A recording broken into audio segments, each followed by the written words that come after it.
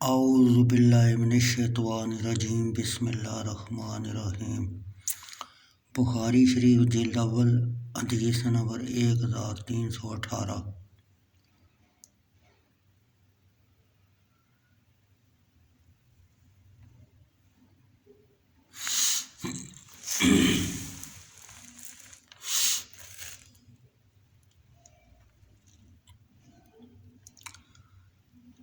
ابو علا یزید بن عبداللہ شیخیر محاضری نے بیان کیا کہ انف بن قیس نے اس کو بتایا۔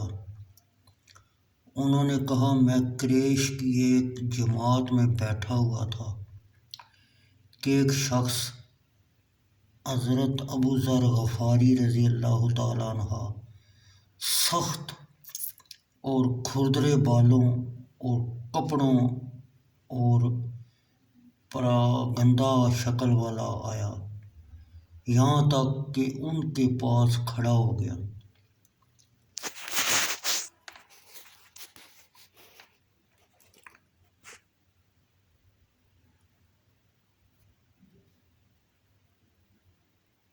اور ان کو سلام کہا۔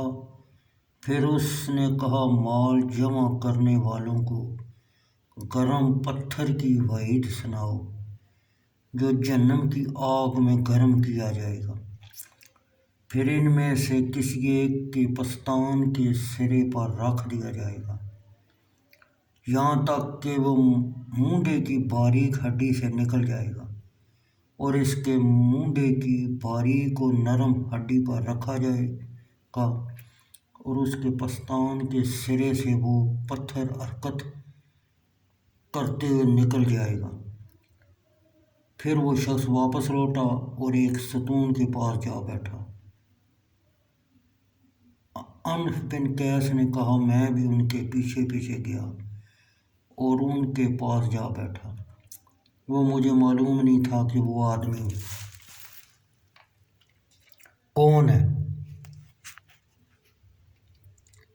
میں نے اس شخص سے کہا، میں نے لوگوں کو دیکھا کہ انہوں نے آپ کی بات پسند نہیں کی۔ حضرت ابو ذر غفاری رضی اللہ تعالیٰ عنہ نے کہا، وہ لوگ کچھ سمجھتے نہیں۔ آپ نے کہا، میرے خلیل نے مجھے کہا۔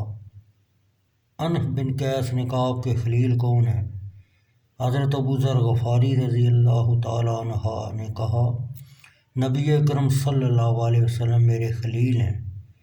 اور انہوں نے کہا، اے ابو ذر رضی اللہ تعالیٰ عنہ، کیا تم اود پہاڑ کو دیکھتے ہو؟